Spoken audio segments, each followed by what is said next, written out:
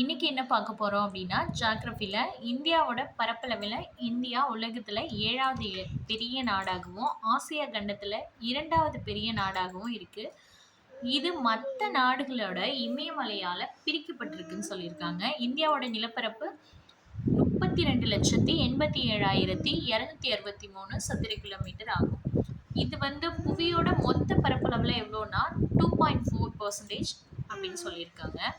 இந்தியாவோட நிலம் மற்றும் நீர் எல்லை மேற்குலேருந்து பார்த்தா நில எல்லையா பாகிஸ்தான் இருக்கு, வடமேற்குலேருந்து பார்த்தா ஆப்கானிஸ்தான், வடக்கு சீனா, நேபாளம், பூடான், கிழக்கு வங்காளம், மியான்மர். இப்போ இந்த நில எல்லைகளோட மொத்த பரப்பளவு பார்த்தீங்கன்னா 15,200 கிலோமீட்டர். இந்தியா அதிகபட்சமா வங்காளதேசத்துல தான் 4,156 கிலோமீட்டர் நீளமுள்ள நில எல்லையை கொண்டுள்ளது. இப்போ இது பார்த்தீங்கன்னா குறைந்தபட்சமா இது ஆப்கானிஸ்தான்லேருந்து ஒரு 106 கிலோமீட்டர் கிட்ட நீளமான எல்லையை கொண்டுள்ளது.